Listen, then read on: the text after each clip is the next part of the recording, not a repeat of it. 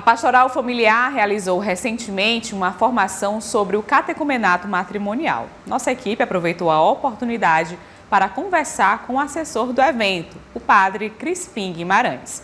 Vamos agora, no quadro Bons Conselhos, refletir sobre esse itinerário de preparação para o sacramento do matrimônio. O catecumenato matrimonial é a preparação de um casal para receber o sacramento do matrimônio. E para nos aprofundarmos mais sobre esse tema, nós vamos conversar agora com o padre Crispim Guimarães, ele que é assessor nacional da Pastoral Familiar. Padre, seja bem-vindo ao nosso estado, seja bem-vindo à nossa arquidiocese. Muito obrigada por ter aceito o nosso convite. Agradeço, é uma alegria sempre visitar as comunidades. Padre, começa explicando para a gente, então, o que é o catecumenato. Bom, o catecumenato é um processo que vai desencadear em um caminho que leva ao conhecimento e ao encontro de Jesus Cristo. Embora esse nome pareça novo, é exatamente o que se fazia com os primeiros cristãos, que tinha todo um processo de inserção na vida da comunidade, exatamente pela adesão à vida e o projeto do reino de Jesus Cristo. Ele volta agora, obviamente, a partir da catequese, iniciação à vida cristã, como uma proposta e que deve se estender às diversas etapas da vida do cristão. Não seria diferente em relação ao catecumenato matrimonial, que é uma etapa importante de formação para a célula básica e mãe da sociedade e da igreja que nós conhecemos como família. Então, se a família é tão importante tanto para a igreja como para a sociedade, de igual importância é a sua preparação.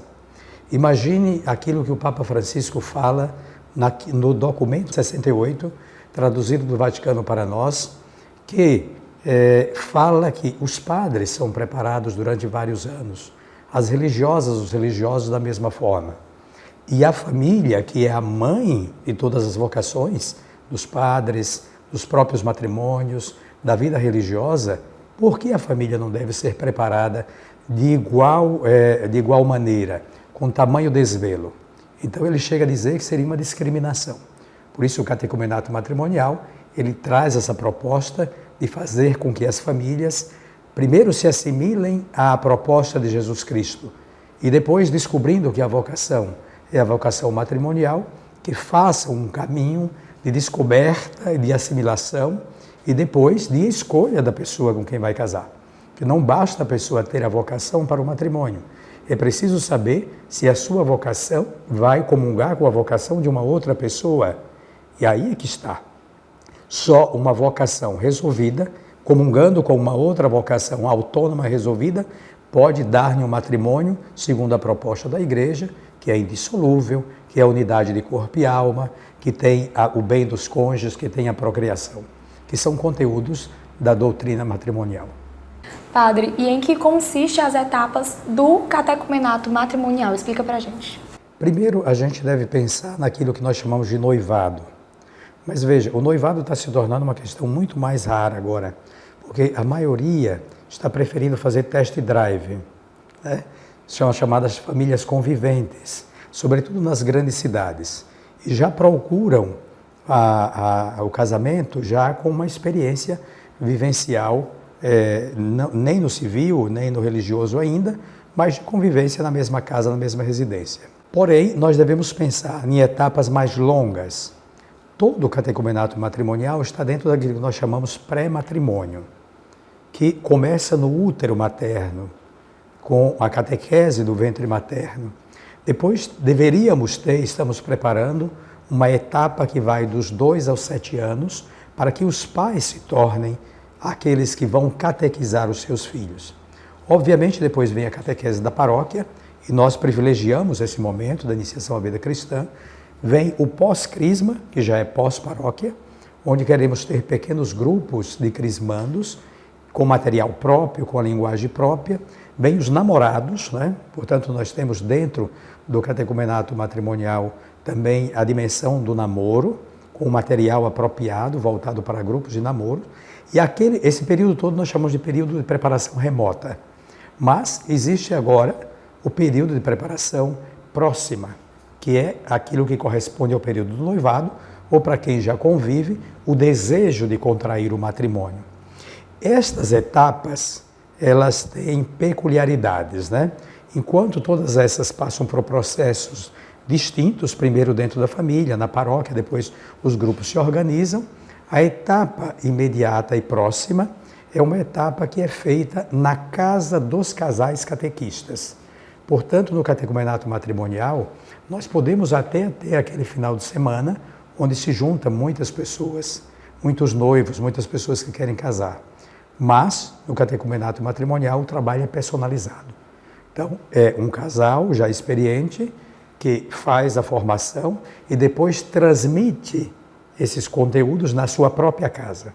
Então, o José e a Maria, que são catequistas, né? É um casal catequista, abre a sua casa para receber um casal que quer casar e ali ele dá os conteúdos. Os conteúdos são conteúdos bíblicos e a partir da Bíblia a gente traz a doutrina sobre ser uma só carne, uma só alma, sobre ser indissolúvel, isto é, que sua morte os separa, né? Depois, o bem dos cônjuges, que é toda a vida sexual, a vida amorosa e a procriação. Esses aqui são os conteúdos doutrinais. Mas nós vamos encontrar esses conteúdos doutrinais dentro da Sagrada Escritura. A metodologia, portanto, é essa. É casa e Bíblia, né?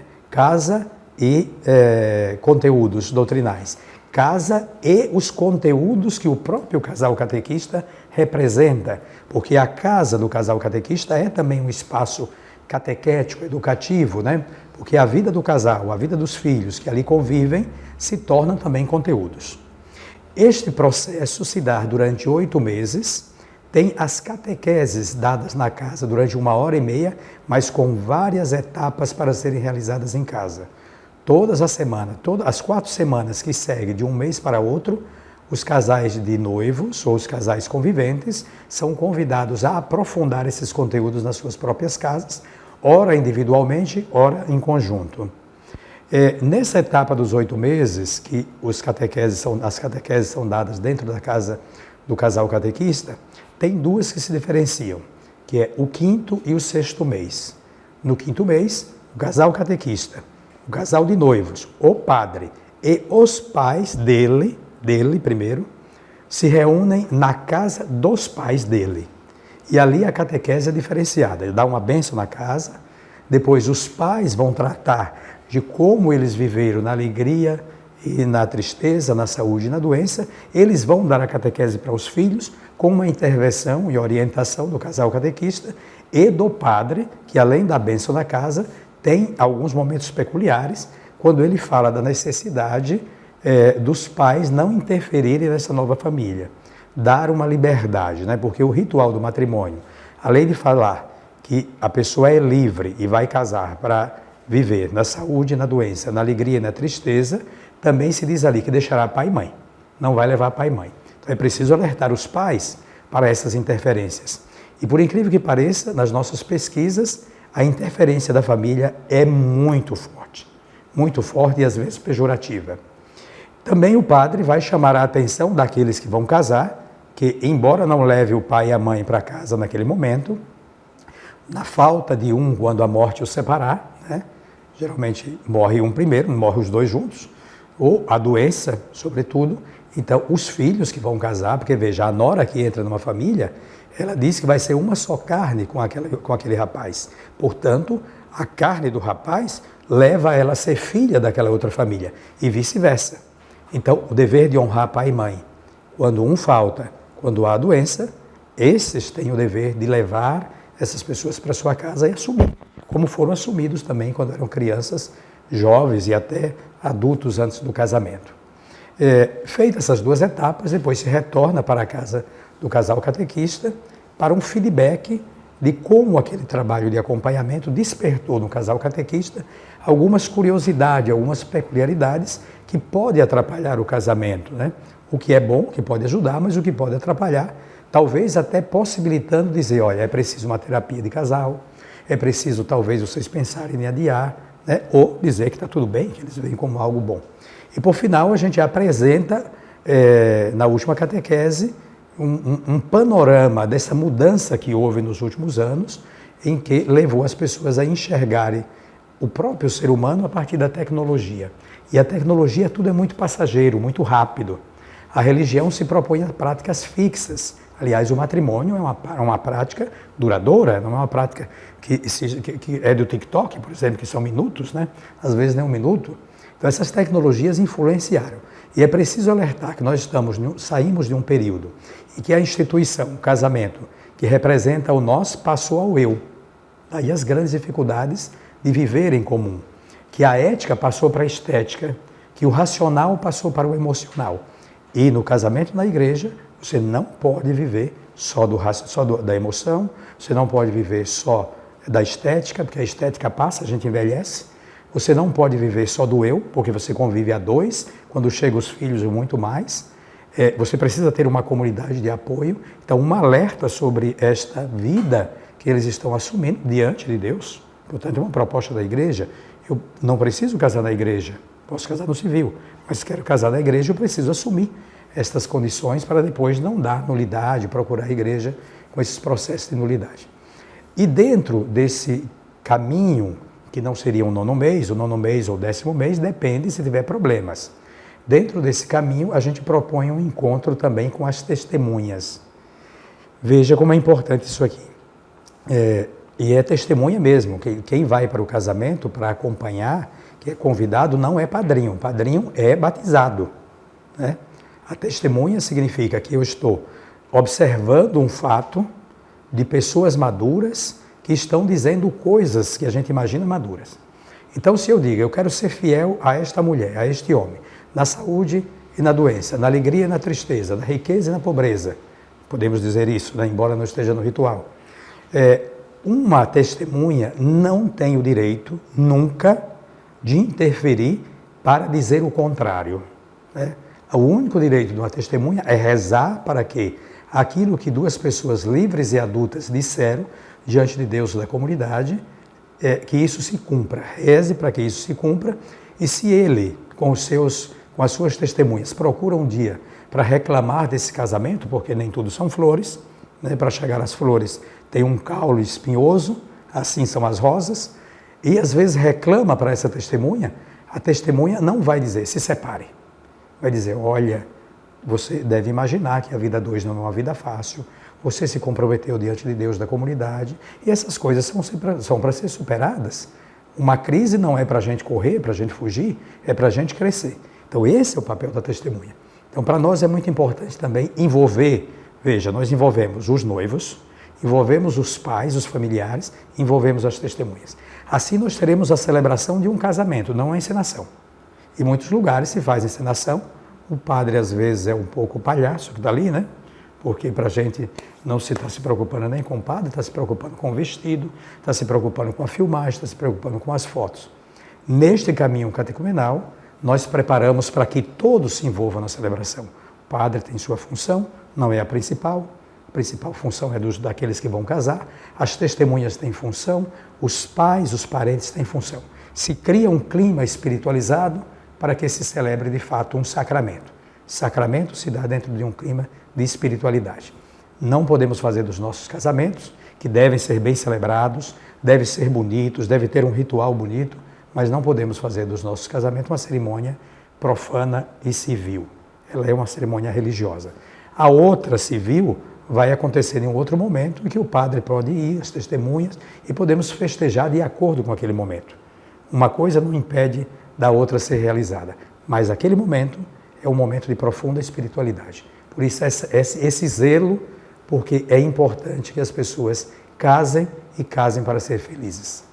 E de que forma aqueles que não estão inseridos dentro da vida da comunidade podem ter acesso a esse conhecimento? Olha, a melhor propaganda será feita por aqueles que passarem pelo processo. Eu cito um exemplo, né? Tem uma diocese no Brasil, fica no extremo do Brasil, que a população católica é muito pequena, acho que não tem nem 30%. E nessa diocese tinha uma paróquia que tinha 10 anos que não fazia casamentos. 10 anos. E não é que as pessoas não conviviam juntos, as pessoas viviam juntos e achavam que aquilo era casamento, até no civil ou só a própria convivência. Quando o bispo começou o catecumenato matrimonial da diocese, ele começou em toda a diocese, e foram casando as pessoas, este assunto começou a cair no coração, porque você sabe, existem fofocas ruins e fofocas boas, né? Você pode dar notícias boas também, não precisa só ser fake news e coisas ruins. E, por incrível que pareça, o bispo me contou esses dias que o padre terá esse ano 10 casamentos na paróquia. Exatamente porque as pessoas começaram a ouvir falar do catecumenato matrimonial por aqueles que fizeram, que gostaram e disseram: existe algo novo, isto nos ajudou, nos fez crescer, e as pessoas começaram a procurar. Tanto aquelas pessoas que pretendiam casar no civil, morar juntas, como aquelas que já conviviam. Então, eu acho que esse exemplo, né, eu tenho na minha diocese, onde começou tudo, exemplos muito claros, que o catecumenato matrimonial atrai, sobretudo porque a propaganda é feita por aqueles que realmente vão casar. São eles que trazem essa perspectiva e que ajudam a criar uma dinâmica que de fato vai fazer com que isso seja divulgado, seja trabalhado e seja depois colocado em prática. Então, padre, mais uma vez eu gostaria de agradecer, por ter aceito o nosso convite. Foi um prazer conversar com o senhor, por ter esclarecido sobre esse assunto que é tão importante para a nossa igreja. Eu que agradeço. Acho que nós estamos vivendo tempos novos e tempos de esperança. E estamos dentro daquilo que o Papa Francisco propõe. Uma igreja em saída, uma igreja acolhedora, uma igreja que acompanha as pessoas, que faz discernimento. Isso significa que eu não substituo a consciência das pessoas, eu ajudo a formar as consciências, e depois uma igreja que insere as pessoas, que as pessoas descobrem que é um espaço bom, é um espaço de vínculo, é um espaço bonito e, portanto, querem se inserir. Esta é a proposta da igreja, esta é a proposta do catecumenato matrimonial. Por isso, lhes agradeço pela oportunidade para que pudéssemos chegar também às pessoas da Arquidiocese de Teresina.